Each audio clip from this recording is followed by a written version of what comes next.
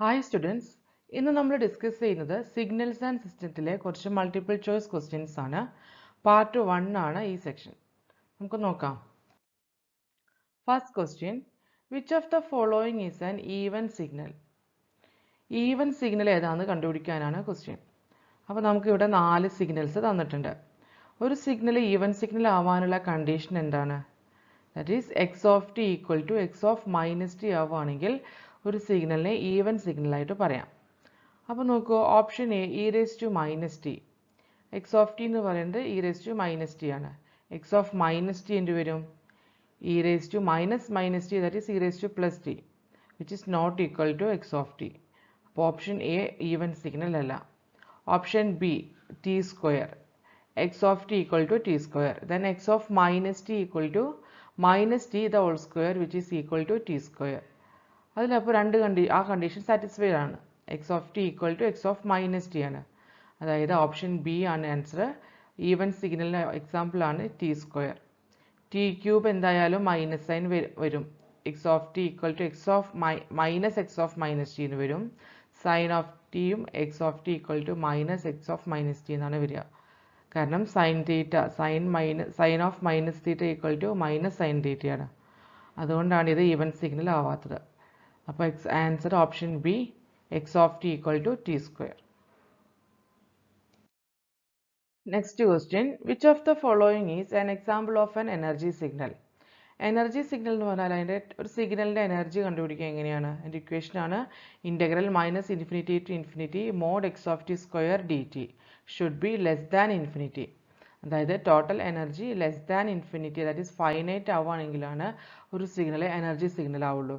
ഇപ്പോൾ തന്നിരിക്കുന്ന ഓപ്ഷൻസിലെ എക്സ്പോണൻഷ്യൽ ഡീക്കേയിങ് സിഗ്നലിൻ്റെ ഡീക്കേയിങ് ആണ്, എക്സ്പോണൻഷ്യലി ഡീക്കേയിങ് ആണ്. അപ്പോൾ അത് കുറഞ്ഞു വരികയാണ് energy.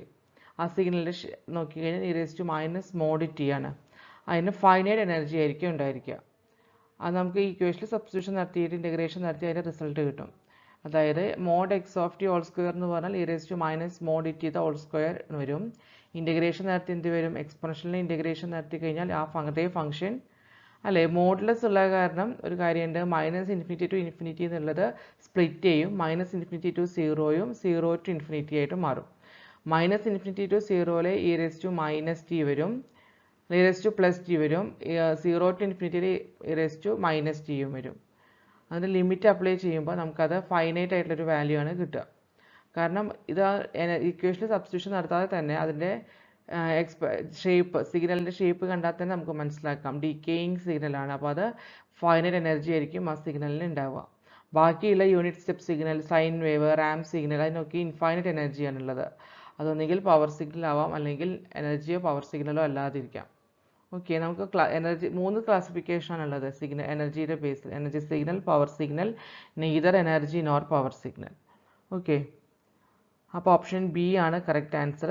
Exponential decaying signal, x of T equal to e raise to minus mod t. Energy signal ആകുമ്പോൾ ടോട്ടൽ എനർജി ഫൈനൈറ്റ് ആയിരിക്കണം, ആവറേജ് പവർ സീറോയും ആണ്. Which of the following signals is periodic? Periodic signal just ഇങ്ങനെ നോക്കിക്കഴിഞ്ഞാൽ തന്നെ പിടികിട്ടും. Sinusoidal wave forms ഒക്കെ periodic സിഗ്നലാണ്. കൊസൈൻ വേവ്സ് പീരിയോഡിക് ആണ്. അപ്പോൾ ഓപ്ഷൻ ബി ആണ് ആൻസർ. കോസ് പൈ ടി അല്ലേ. കോസ് പൈ ടിയിലെ പീരീഡ് എങ്ങനെ കണ്ടുപിടിക്കും? That is omega naught T എന്ന് പറയുന്നത് ജനറൽ ഇക്വേഷൻ കോസ് പൈ ടിയുടെ കണ്ടിന്യൂസ് കേസാണ്. Cos omega naught T, omega naught എന്ന് പറഞ്ഞാൽ പൈ ആണ്. അപ്പോൾ ടൈം പീരീഡ് ടി എന്ന് പറഞ്ഞാൽ 2π by omega naught, that is 2π by omega naught pi ആണ്. 2π ബൈ പൈ ക്യാൻസൽ ആയിട്ട് 2 കിട്ടും. അപ്പോൾ പീരീഡ് എന്ന് പറയുന്നത് 2 ആണ്. തന്നിരിക്കുന്ന സിഗ്നലിൻ്റെ പീരീഡ് 2 ആണ്, അത് പീരിയോഡിക്കും ആണ്. അപ്പോൾ ഓപ്ഷൻ ബി ആണ് ആൻസർ. ബാക്കിയുള്ള ഓപ്ഷൻസ് എല്ലാം പീരിയോഡിക് സിഗ്നൽ അല്ല. Okay, next question, which of the following is periodic discrete time signal? Continuous time അല്ല, ഡിസ്ക്രീറ്റ് ടൈം സിഗ്നൽ പീരിയോഡിക്. അത് നോക്കുക, options X of N equal to N sine N pi by 2 e raise to N log N. അതിലും sinusoidal wave forms തന്നെയാണ് വരിക, sign N pi by 2. അതുകൊണ്ടാണ് അങ്ങനെ വരുന്നത്. Sinusoidal wave ഫോംസിൽ പൈയുടെ ഇതെന്ന് പറഞ്ഞാൽ ഒമേഗ നോട്ട് ബൈ 2π ആണ് പീരിയോഡിക്. അതെന്ന് പറയുന്നത് ഒരു റാഷണൽ നമ്പർ ആയിരിക്കണം. എങ്ങനെയാണ് ഡിസ്ക്രീറ്റ് ടൈം സിഗ്നൽ പീരിയോഡിക് ആവണമെന്നുണ്ടെങ്കിൽ ഒമേഗ നോട്ട് ബൈ 2π എന്ന് പറയുന്നത് റാഷണൽ നമ്പർ കിട്ടണം. ഇവിടെ ഒമേഗ നോട്ട് എന്ന് പറഞ്ഞാൽ എന്താ? π/2 ആണ്. സൈൻ ഒമേഗ നോട്ട് എൻ ആണ് സ്റ്റാൻഡേർഡ് ഫോം. അത് സ്റ്റാൻഡേർഡ് ഫോമായിട്ട് കമ്പയർ ചെയ്യുമ്പോൾ എന്നിൻ്റെ കോയിഫിഷ്യൻറ്റ് π/2 ആണ്. ഒമേഗ നോട്ട് π/2 ആണ്. ആ ഒമേഗ നോട്ട് ഇവിടെ സബ്സ്റ്റിറ്റ്യൂഷൻ നടത്തി കഴിഞ്ഞാൽ നമുക്ക് എന്ത് കിട്ടും? π/2 ആണ് ഇത് ഇവിടെ എഴുതിയിട്ടുണ്ട്. π/2/2π. പൈ ക്യാൻസൽ ആവും, 1/4 വരും. 1/4 എന്ന് പറയുന്നത് ഒരു റാഷണൽ നമ്പറാണ്, അത് പീരിയോഡിക് ആണ്. ഓക്കെ, അപ്പോൾ പീരിയോഡിക് സിഗ്നൽ ഓപ്ഷൻ ബി ആണ്. ഇവിടെ if next question, if x of t equal to del of t minus 2 then x of x equal to x of t എന്ന് പറയുന്നത് തന്നിരിക്കുന്നത് ഏതാ? ഒരു ഡിറാക് ഡെൽറ്റ ഫംഗ്ഷൻ ആണ്.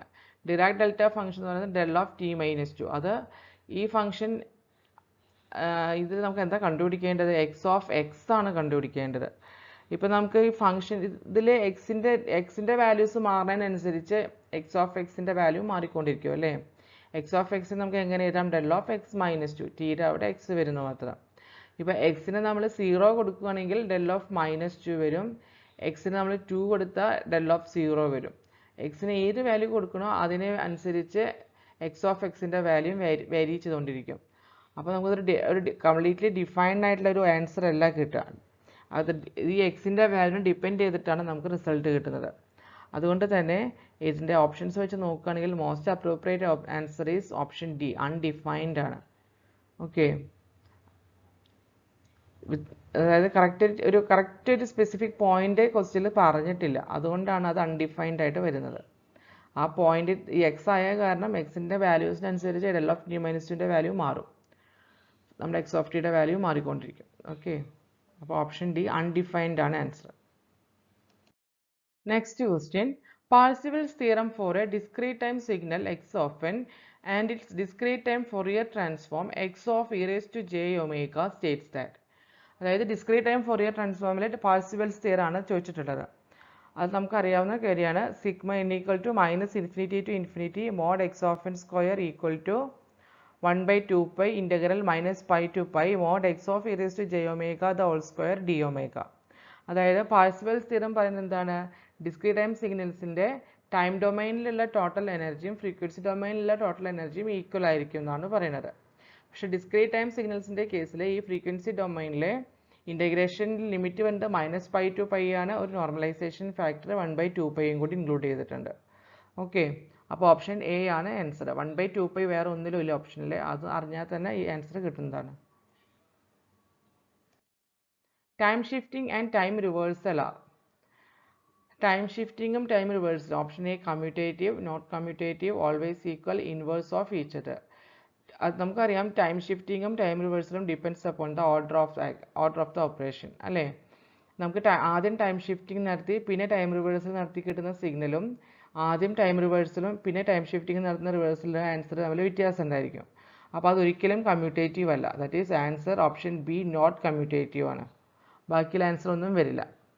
അതായത് X of -t minus t0 not equal to X of -t plus t0. Okay, ആദ്യം time ഷിഫ്റ്റിങ്ങും പിന്നെ ടൈം റിവേഴ്സലും നടത്തിയതും ആദ്യം റിവേഴ്സലും ടൈം ഷിഫ്റ്റിങ്ങും നടത്തി ആ ഓർഡറിനെ ഡിപ്പെൻഡ് ചെയ്തിട്ടാണ് നമുക്ക് ആൻസർ വരിക. അതുകൊണ്ടാണ് നോട്ട് കമ്മ്യൂട്ടേറ്റീവ് എന്ന് പറയുന്നത്. ഓപ്ഷൻ ബി ആണ് answer. Next question, let X of T equal to e raised to -t u of t then x of t minus 2 equal to. X of T minus 2 ആണ് കണ്ടുപിടിക്കേണ്ടത്. X of T തന്നിട്ടുണ്ട്. അപ്പോൾ shifted ചെയ്യുകയെന്ന് വെച്ചാൽ T ഉള്ള സ്ഥാനത്ത് t -2 substitution നടത്തുക. ഇപ്പോൾ ഇവിടെ e raised to -t ആണ്, അപ്പോൾ -t - 2 വരും. ഇവിടെ u of t - 2. Option C ആണ്. സിയുടെ ഇവിടെ -t - 2 എന്നാണ് എഴുതിയിരിക്കുന്നത്, അത് തെറ്റാണ്. ഒരു ബ്രാക്കറ്റ് വേണം. ഇവിടെ ആൻസറിൽ കൊടുത്ത പോലെ -t - 2 u of t - 2 അങ്ങനെ എഴുതിയാലാണ് ഓപ്ഷൻ സി ആൻസർ ആയിട്ട് വരുള്ളൂ. Okay, next question, for a continuous time signal x of t, the operation x of t minus 3 plus x of t plus 3 produces. അതായത് നമുക്കറിയാം first question option എന്താ? Even part of the signal. ഒരു സിഗ്നലിൻ്റെ even part എങ്ങനെയാണ് കിട്ടുക? 1/2 X of T plus X of -t ആണ്. ഇപ്പം നമുക്ക് തന്നിരിക്കുന്ന സിഗ്നലിന് t = 0 കൊടുക്കുകയാണെങ്കിൽ നമുക്ക് എന്ത് കിട്ടും? 1/2 X of -3 plus X of +3. Okay, അതെന്ന് പറഞ്ഞാൽ t = 0 സിമെട്രിക് പോയിന്റ്സ് ആയിരിക്കും നമുക്ക് കിട്ടുക. അപ്പോൾ നമുക്ക് പറയാം ഈവൻ പാർട്ട് ഓഫ് ദ സിഗ്നലാണ് കിട്ടുക. ഓപ്ഷൻ എ ആണ് answer. That is even part എന്ന് പറഞ്ഞാൽ 1/2 X of T plus X of -t So x of t minus 3 plus x of t plus 3 is even about t equal to 0, centered around symmetric points. Okay. Next question. A signal x of t is compressed in time by a factor of 2 and shifted right by 3. The resulting signal is. ആദ്യം ഈ signal എന്നത് time ഷിഫ്റ്റിങ്ങും കംപ്രഷനും അതായത് സ്കെയിലിങ്ങിലാണ് നടക്കുന്നത്. Compression വരുന്നുണ്ടെങ്കിൽ shift ചെയ്യുന്നത് എങ്ങോട്ടാ? T minus 3 unit റൈറ്റിലോട്ടാണ്. 3 unit റൈറ്റിലെന്ന് പറഞ്ഞാൽ minus X of T minus 3 compressed by factor 2, that is compression ആണ്, അപ്പോൾ മൾട്ടിപ്ലിക്കേഷൻ ആണ്. 2 ഇൻറ്റു എക്സ്പാൻഷൻ ആണെങ്കിൽ ബൈ 2 വന്നേനെ, 1/2 വന്നേനെ, that is X of 2 into T minus 3. Option D ആണ് ആൻസർ. ഇവിടെ ടൈം ഷിഫ്റ്റിങ്ങും കംപ്രഷനും ആണ് വന്നിട്ടുള്ളത്. ഓക്കെ, ടൈം ഷിഫ്റ്റിംഗ് റൈറ്റിലോട്ട് ആയ കാരണം ടി മൈനസ് 3 ആയി, കംപ്രഷൻ ആയ കാരണം multiplication by a factor 2, expansion ആണെന്നുണ്ടെങ്കിൽ ഡിവിഷൻ ബൈ ദ ഫാക്ടർ എന്നാണ്, by factor. Okay, option D ആണ് ആൻസർ. അപ്പോൾ നമ്മൾ 10 ക്വസ്റ്റ്യൻസ് ആണ് ഡിസ്കസ് ചെയ്തത്. നിങ്ങൾക്ക് എല്ലാവർക്കും അത് മനസ്സിലായെന്ന് വിചാരിക്കുന്നു. Thank you.